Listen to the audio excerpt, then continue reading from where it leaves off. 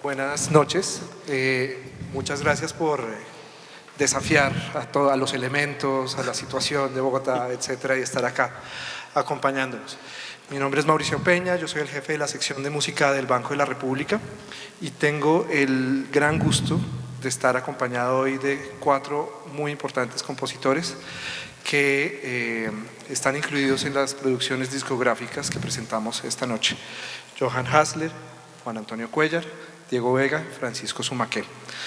Tenemos muy poco tiempo para hablar antes del concierto, pero sí me parece importante que los conozcan. Yo creo que no vamos a abrir mucho espacio para preguntas porque ellos van a estar al final del concierto, pueden preguntarles todo lo que quieran y más bien aprovechamos aquí para el tiempo para hablar con ellos. Yo quisiera empezar por preguntarle a Diego qué ha pasado del momento en que se estrenó la obra, la volvimos a tocar en 2016, a hoy, con la obra que está incluida en Compositores de Nuestro Tiempo 3.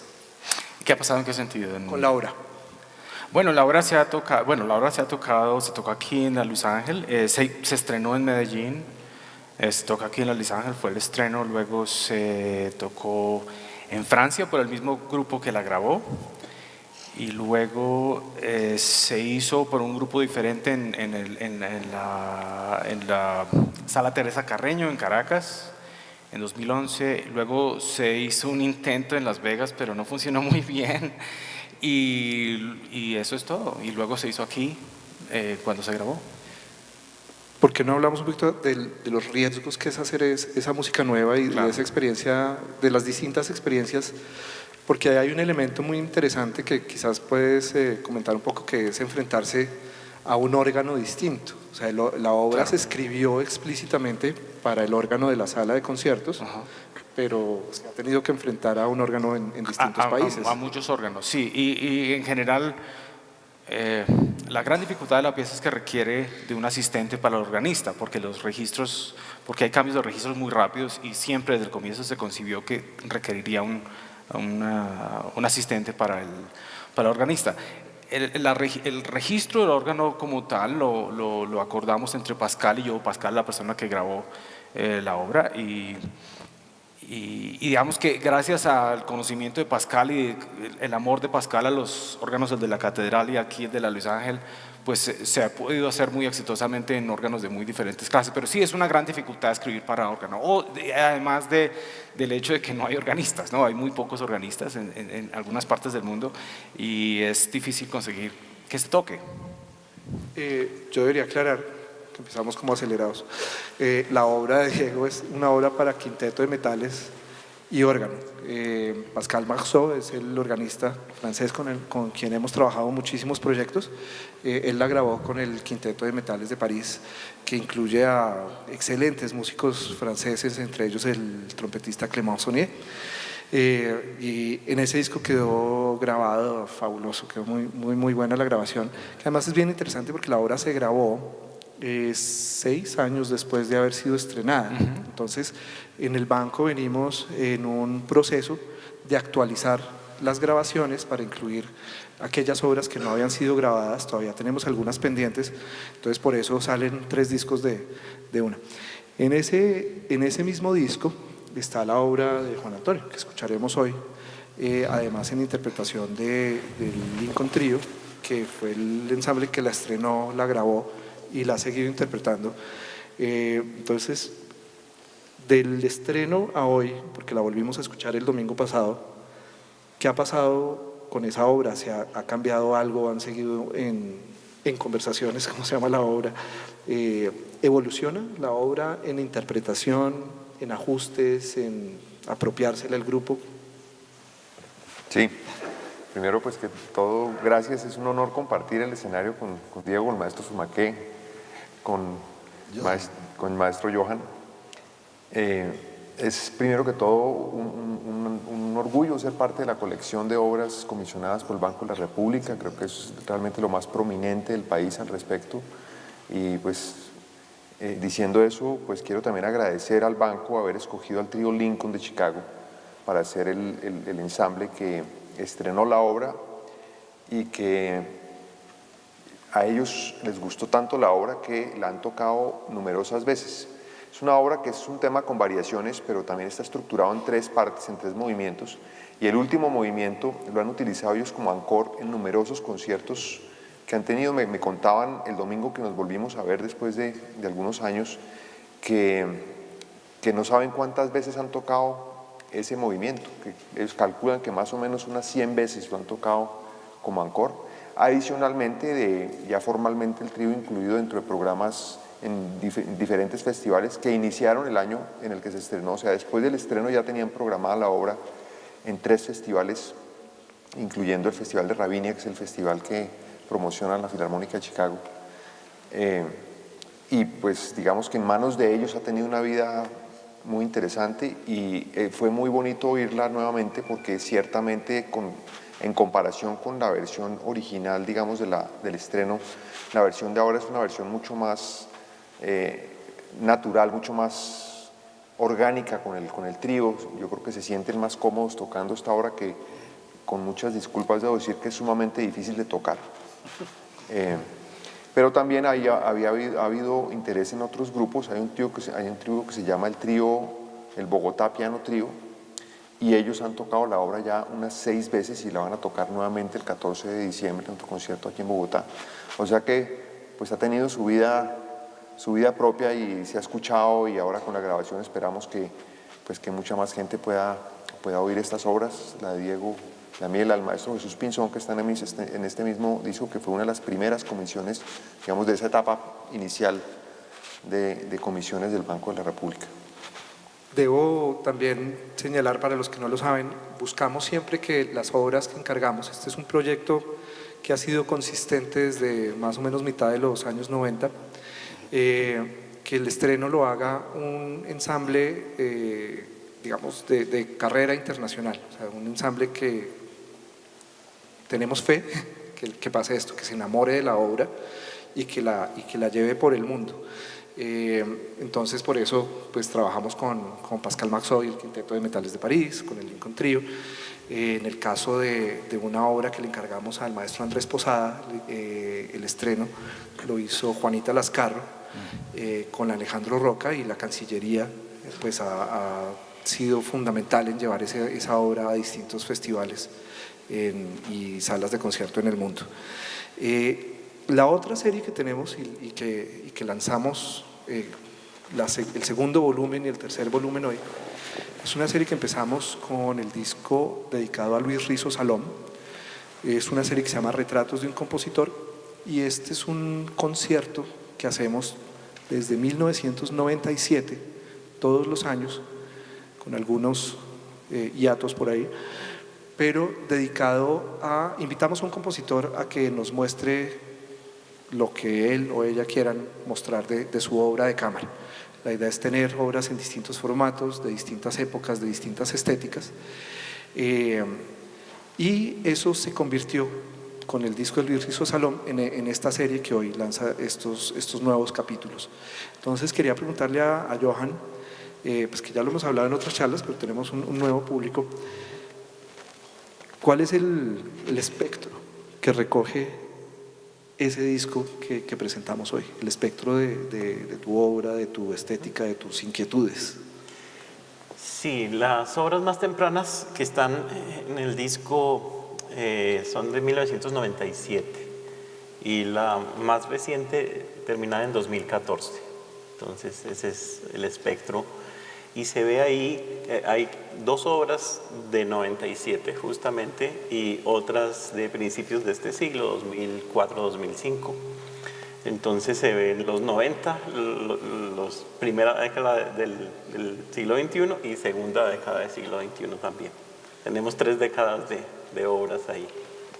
Yo sé que el tema es largo, pero si de manera muy sucinta pudieras describir como las estéticas que aborda o los métodos compositivos que están reflejados en el disco. Me parece que eso es de lo más interesante que tenemos, y perdón, elaboro sobre eso. Con estos 3 discos y también con los discos de comisiones de obras, yo creo que lo que estamos empezando a tener es un panorama muy interesante de lo amplio, variado, profundo e interesante que es el mundo de la composición en Colombia. Y entonces, pues cuéntanos un poquito qué vemos ahí estéticamente, Sí. intelectualmente. En las obras de los 90 se ven dos cosas aparentemente opuestas. Hay un historicismo, grabamos una obra que son unas variaciones sobre John Dowland y conserva la estética, la sonoridad renacentista, pero del mismo año hay una obra que es altamente experimental en la búsqueda de sonoridades diferentes del conjunto, flauta, acordeón, multipercusión y canto. Entonces ahí se ve como esa dicotomía entre como una veneración al pasado y una búsqueda vanguardista. Las obras de primera década del siglo XXI son ya del ámbito de mi música mística o esotérica. Hay dos, una sobre la tabla esmeralda de Hermes Trismegistos, que es el texto fundacional de la alquimia simbólica occidental. Y la otra es una oración cabalística de un grupo esotérico británico de principios del siglo XX, o sea, hace 100 años.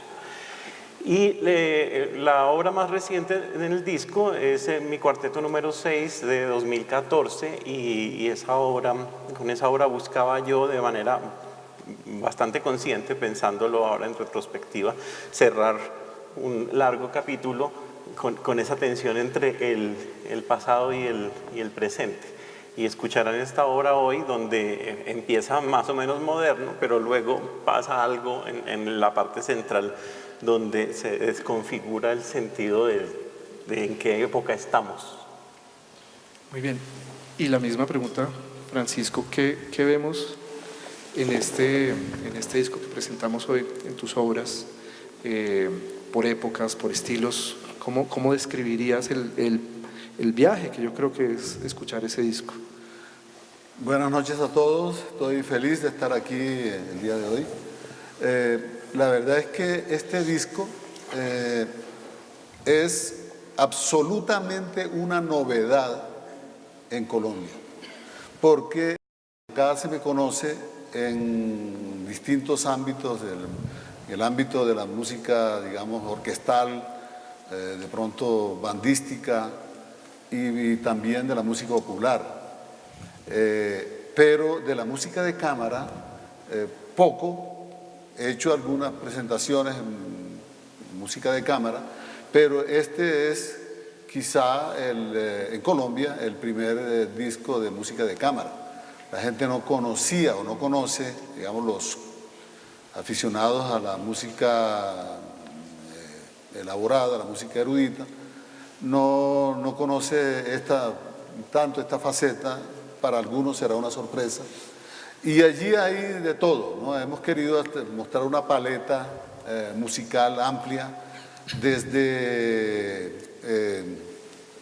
obras para flauta sola, en donde recogimos algunas obras, creo que fueron 3 obras en esta oportunidad, ¿no? Una trilogía que grabó mi gran amigo Rafa Rodríguez, flautista excelente.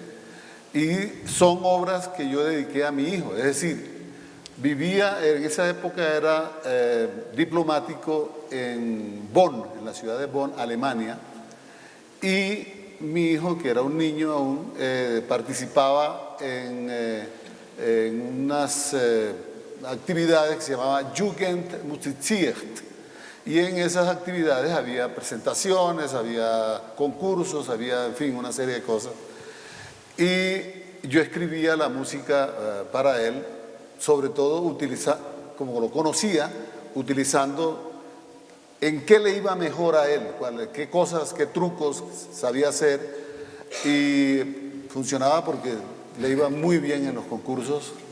Estas obras son dedicadas a él, se llaman pascalianas. Entonces está la pascaliana 1, pascaliana 2, pascaliana 3. Sin embargo, yo hacía que las obras, para encender la imaginación del niño en ese momento, a mi hijo Pascal, le hablaba, por ejemplo, hay una que se llama Cantos de Amor de la Arqueopteryx, Entonces él explicaba qué era el Archaeopteryx. Era un pajarito prehistórico y entonces él se emocionaba con eso y ahorita vas a hacer el gorgoreo del Archaeopteryx, etcétera, etcétera. Y esa era básicamente una obra, digamos una trilogía. Allí está también unas obras que hizo la maestra Beatriz Elena Martínez, excelentemente, con Cuarte. Y es una obra que escribí con texto del maestro Jairo Aníbal Niño. Esa obra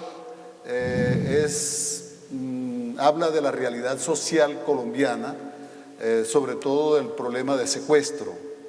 Y realmente para mí es una obra muy entrañable, no solamente por lo que significa, por lo que muestra este momento histórico de Colombia, sino igualmente por la gran amistad que tuve con el maestro Jairo Aníbal Niño. También está una obra que escribí también hace muchísimo tiempo, se llama Ocaso en el Sinú.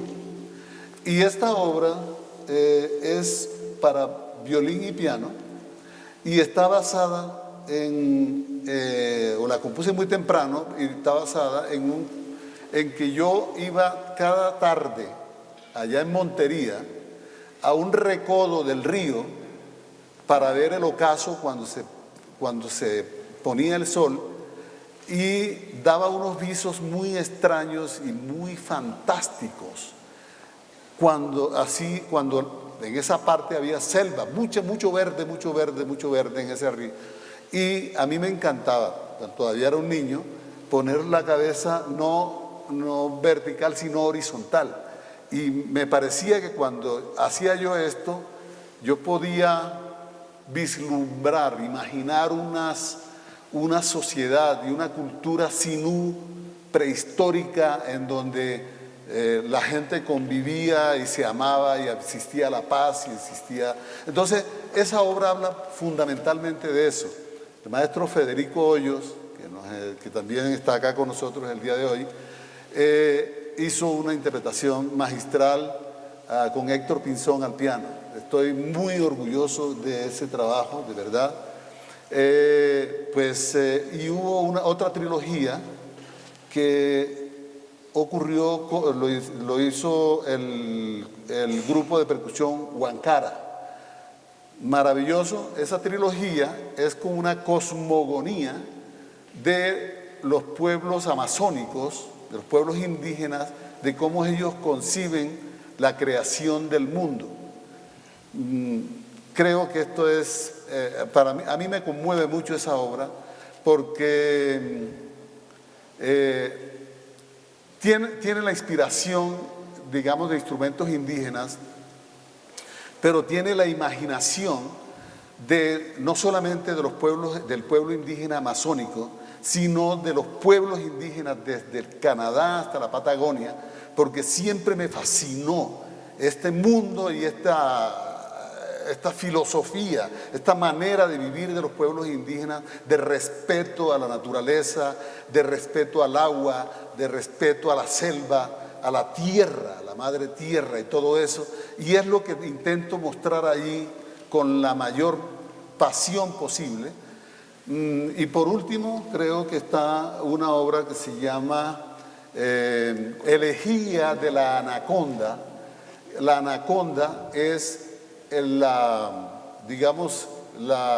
está el símbolo del río Amazonas, y yo hablo que, o sea, es como una protesta a todo lo que está pasando en el Amazonas en este momento, no solamente en el Amazonas colombiano, sino en todo el Amazonas, con la devastación de los bosques, con toda la codicia del hombre por querer más y más y más, pero cada vez tenemos menos y menos y menos, porque se nos está acabando el mundo, se nos está acabando la vida, se nos está acabando la naturaleza. Y es eso lo que yo quiero decir con esta obra, Elegía de la Anaconda, que está interpretada para el disco magistralmente por Cuarte. Y hoy es una de las obras incluidas en el programa. Esta semana desde la semana pasada estamos con este pequeño festival o énfasis que hemos llamado Colombia se compone, y para poder contar con todos los maestros, pues nos hemos inventado talleres, conferencias, todo tipo de cosas con tal de tenerlos aquí presentes. Quería preguntarle a Diego, ya saliéndonos un poco del tema de los discos. Diego empezó un taller de composición el lunes. ¿Qué te encontraste? Porque además tú llevas viviendo fuera del país un buen tiempo, y ¿qué te encontraste en estos chicos? Obviamente este estímulo que nosotros desde el Banco de la República queremos hacer a la composición, pues la idea es que se continúe y que surjan nuevos compositores jóvenes que sean parte de estos proyectos de conciertos y de grabaciones a futuro. ¿Hay futuro? Muchísimo. Sí, estoy honradísimo que estos muchachos hubieran querido estudiar conmigo o hacer un taller conmigo. Y yo hice una selección sencillamente buscando un hilo conductor, pero no por algún tipo de clasificación, pero todas las obras que enviaron fueron muy, muy, muy buenas y de muy buen nivel. Los 4 compositores con los que he estado trabajando en el taller son talentosísimos. Digamos, me da una esperanza enorme de lo que en el futuro de la música colombiana. Son increíblemente talentosos, y veo que ha habido un proceso largo. Digamos, en mi experiencia personal y la de Juan Antonio, nosotros comenzamos a ver un cambio en la educación musical colombiana desde la fundación de nuestro departamento en la Javeriana con Guillermo Gaviria, y a partir de ahí he visto, digamos, con los programas de los Andes, el programa de la Nacional y el programa de AFIT y muchísimos otros, que no solamente la abundancia de músicos de muy alta calidad, sino también la calidad y la imaginación de su producción. Son increíbles compositores. Estoy impresionado con el trabajo que han hecho y estoy muy contento en trabajar con ellos. Muy buen trabajo. ¿Por qué no describes un poquito cómo es? Porque son 3 sesiones. Diego llegó el domingo a Bogotá y han trabajado el lunes, hoy, y se vuelven a ver el viernes, si no estoy mal. Sí. ¿Qué logra hacer uno en 3 días con un joven compositor? Es muy poco, porque trabajamos con las obras que ellos enviaron en su solicitud. Obras todas para piano, porque el taller es de escritura para piano. El lunes nos concentramos en observaciones que yo había hecho desde que me enviaron los materiales, y hicimos comentarios entre todos sobre posibles mejoras o posibles, digamos, cambios que hagan la pieza o bien más cómoda para el piano o bien más efectiva desde el punto de vista de la expresión. Y eso fue una muy buena experiencia. Las 3 primeras horas se nos fueron rapidísimo y no alcanzamos con todo lo que queríamos hacer. Hoy, esta mañana, trabajamos en las correcciones que habíamos hecho el lunes, y luego a cada uno de ellos les puse un problema específico para componer en un espacio de como 35 minutos, porque no nos quedó nada más de tiempo.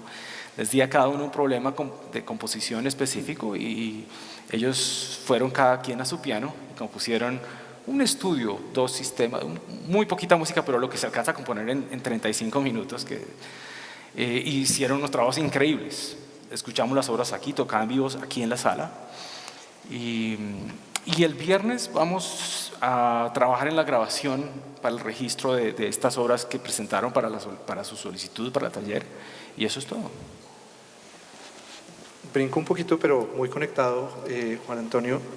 ¿Qué tanto cambia para un compositor poder escuchar su obra varias veces? Digamos, para estos chicos poder escuchar a un pianista abordando su obra, que estos son estudiantes, están jóvenes, están en formación, pero en el caso también de todos ustedes, tener un concierto en donde la música suena, poder trabajar con un grupo en la construcción de una obra, ¿cuál es ¿cambia eso el proceso de composición? ¿Cambia eso el proceso de abordar una estética?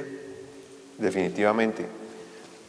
El arte de la composición de alguna forma es un arte muy solitario, pero uno siempre le está escribiendo a alguien y uno siempre está escribiendo para alguien.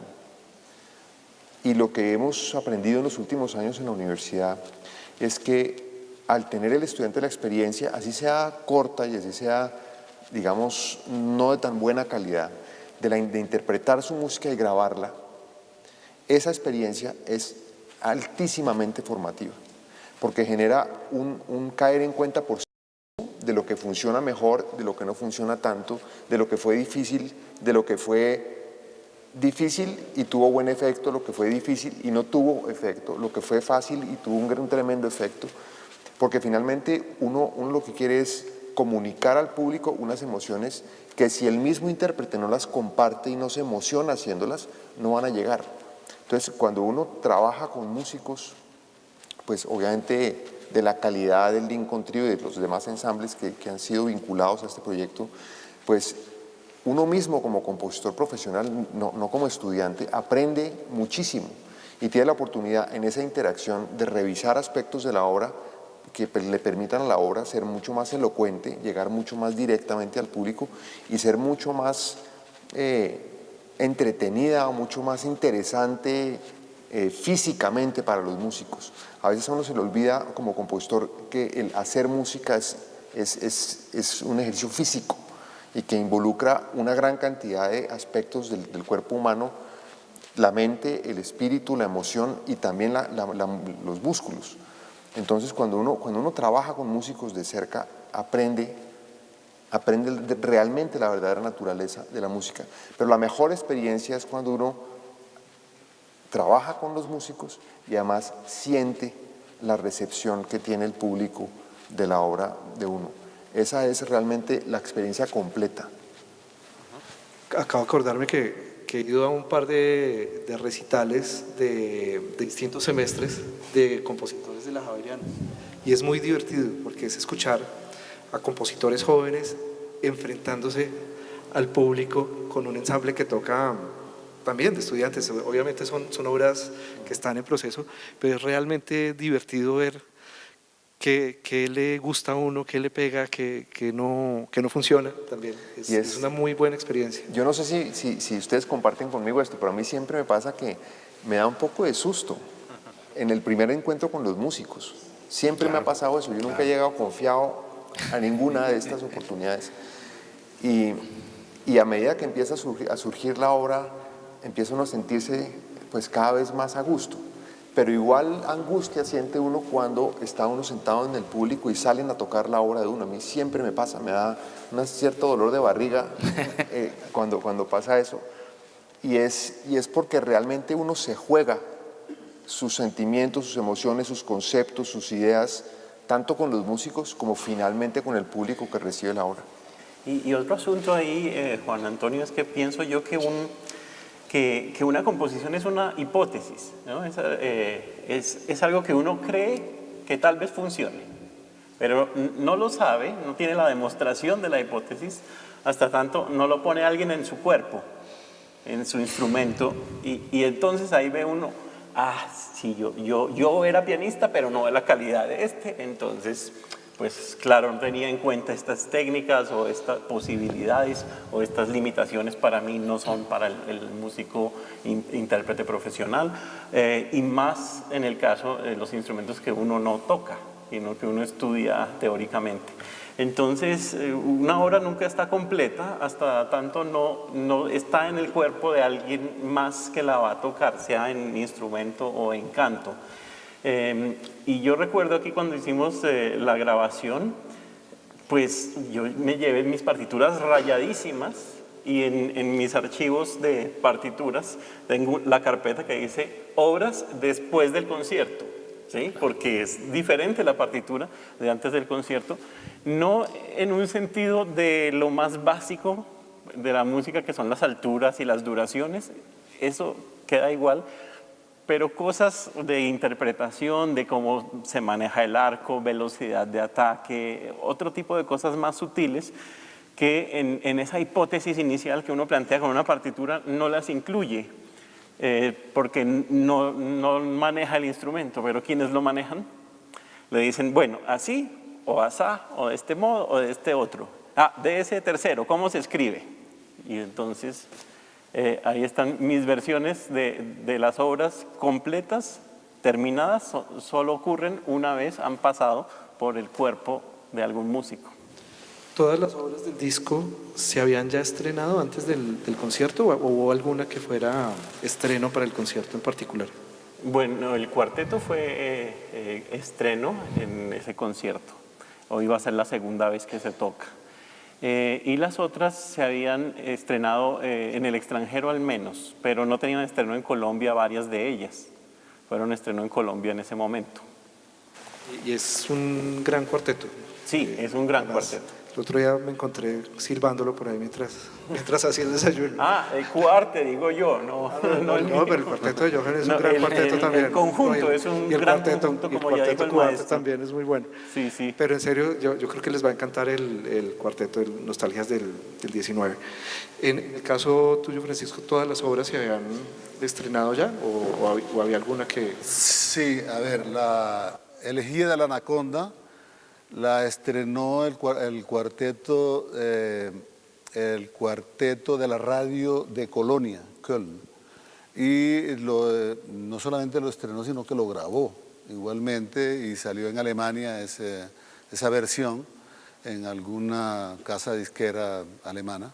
Pero entonces, permíteme ahí hacer la pregunta, ¿qué cambia en la interpretación o en la versión de una obra de un compositor colombiano acerca del río Amazonas entre un cuarteto alemán y un cuarteto colombiano y con el paso del tiempo seguramente también?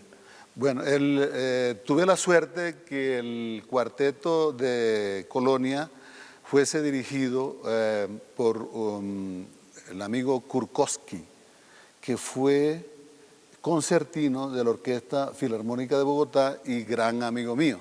Entonces, él había tocado ya muchas obras mías acá con la Orquesta Filarmónica y conocía más o menos cómo es el espíritu de lo que yo hacía.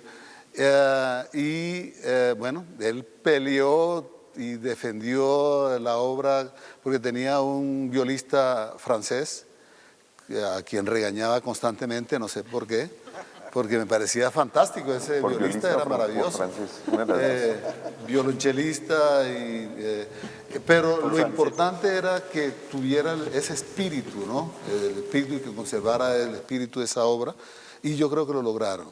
La obra Urutí, que es la obra, la trilogía amazónica, Urutí, Chapigana y Matanagantí, ¿no? Urutí significa río de uvas. Todas tienen nombres poéticos muy bellos en las lenguas indígenas. Esta obra fue estrenada en Cuba, no, en Puerto Rico. Fue estrenada en Puerto Rico por el maestro Zambrano y un grupo de percusión de la Orquesta Filarmónica y de la Universidad Nacional. Creo que viajaron... Entonces, permíteme insistirte un poco en qué cambia de un ensamble a otro, o sea, qué puede cambiar en una obra. Absolutamente, absolutamente. Yo quería antes de contestarte de retomar lo que decía Johan al respecto de cuando uno está escribiendo la obra. Cuando uno está escribiendo la obra, uno dice, esto va a funcionar, esto va a funcionar. Es que si uno no piensa que va a funcionar, no la escribe. No la escribe, no pasa nada. Uno está ahí, lo que sea. No, esto va a pasar algo con esto, ¿no es cierto? Y aquí le pongo esto otro y voy a levantar acá, ¿no? Y eso es, por lo menos en mi caso, y yo creo que en el caso de algunos de nosotros, o de todos, lo que nos impulsa a terminar la obra y a estar moviéndonos hacia el final de la obra. Ahora bien, con relación al instrumentista, uno de los aspectos que a mí me interesa enormemente es que yo, como decía Juan Antonio, la obra, la música es comunicación. A mí me interesa comunicarme con ustedes en las obras y estoy pendiente de a quién va dirigida la obra o cómo va dirigida. Entonces, lo primero que yo hago es buscar la comunicación con el intérprete. Que el intérprete realmente entienda de qué se trata lo que me emocionó a mí escribiendo la obra. Si yo logro que el intérprete se emocione, estoy salvado. Ya ahí me quedo tranquilo porque pues estoy seguro que el intérprete los va a emocionar a ustedes. Y lo que ocurría, por ejemplo, con estos grupos alemanes o europeos en general que han estrenado estas obras, por ejemplo, la obra Ocaso en el Sinú fue estrenada por una violinista francesa y un pianista español. Entonces, igual ellos no conocen el sinú, pero de alguna manera yo me ponía de cabezas y les explicaba cómo era la cosa y qué era lo que yo había sentido en ese momento, y cuando volteaba la cabeza para ver el recodo del río Sinú y cómo me imaginaba yo eso. Entonces yo creo que algo pasaba ahí, porque pues siempre los emocionaba y siempre se recibía la obra con mucho emoción de todo el público, sin duda alguna. Para ya terminar, que tenemos que organizar esto para el escenario, cada uno cuénteme en qué están trabajando, qué obra sigue. Ok, yo estoy trabajando en un ballet para orquesta. Que es un encargo. ¿Sí? Encargo. Es un encargo de la Sinfónica Nacional. Sinfónica Nacional. Sí. Y será la obra más larga que he escrito en toda mi vida. Yo tiendo a ser un poco breve con mis obras. Yo soy muy lento en nuestras épocas de universidad. No. En nuestras épocas de universidad con Juan Antonio, yo era el rápido, creo, pero ya no. Y yo trataba de hablar ayer con los estudiantes del taller, el lunes, un poco que lo que sucede, como compositor se pierde un poco la inocencia a medida que uno compone más, escribe más, y pues si se tiene menos inocencia es más lenta la producción de la música. Entonces estoy escribiendo ese ballet para orquesta sinfónica y bueno, eso es un proyecto enorme, entonces en esas estoy ahorita mismo. Bueno, Antonio. Yo estoy trabajando en 2 obras para la Filarmónica Joven de Colombia, una obra breve y una obra más larga, una obra más o menos como de unos 4 minutos y una obra más o menos de unos 10-12 minutos, con 2 finalidades completamente diferentes. Una es más como una fanfarria, como una obra muy directa, muy grande, y la segunda es más una reflexión, un in memoriam en relación con 2 artistas muy queridos y muy influyentes, sobre todo en su impacto con la niñez y la juventud, que son José Antonio Abreu y Missy, María Isabel Murillo. Y estoy empezando también otro proyecto con una sonata para violín y piano, que espero esté terminada a mediados del año entrante, y la vamos a grabar aquí en la sala. Johan. Yo estoy trabajando en una obra cabalística, aplicando los temas que he venido desarrollando desde alrededor de 2004, en los cuales hay correspondencias entre las letras del alfabeto hebreo y las alturas de modos o escalas que se escojan. Y estoy musicalizando o haciendo los cálculos, por así llamarlos, cálculos cabalísticos para el Shem HaMeforash, que es el nombre de Dios de 72, los 72 nombres de Dios del Éxodo. Cuando se parte el Mar Rojo, los cabalistas de 3 frases de Éxodo, donde ocurre ese episodio, extraen unos nombres mágicos que son, en virtud de ellos, se abre el mar. Y sobre esos 72 nombres estoy escribiendo para coro con percusión menor, con chinchines o glockenspiel, percusión pequeña, campanitas, cosas así brillantes. Francisco. Bueno, en este momento estoy interesado en hacer producción de música de cámara, arrancando con esta producción que nos dio pues, la oportunidad maravillosa la Biblioteca Luis Ángel Arango y el Banco de la República, y quiero hacer más, quiero presentarles más, y tenemos un proyecto con Federico Hoyos y estoy haciendo en este momento una tocata rabiosa en donde muestre lo que está pasando en Colombia, toda la situación, toda la cuestión. Bueno, tenemos que imaginarlo porque pues eso va a ser con 6 octavos, va a haber elementos de berejú, currulao, mapalé, por lo menos del punto, células rítmicas y un trabajo absolutamente libre con una puesta en escena inclusive. Vamos a ver cómo nos sale. Y a la vez estoy trabajando en una encomienda, ¿se dice? ¿sí? Una comisión de una obra para violonchelo y piano, en donde quiero acercarme lo más que pueda a colombianos y retratarlos en esa obra de alguna manera, con sus diversas posiciones políticas, culturales, etcétera, etcétera, y que sea una obra que hable de nosotros, que hable de ustedes. Probablemente ahorita que voy a estar con ustedes conversando, de pronto me llevo una impresión y allí en la obra probablemente va a estar alguno de ustedes o muchos de ustedes en esa obra que va a ser retrato de Colombia y de los colombianos. Muy bien, yo no quería... Sí, aplaudan.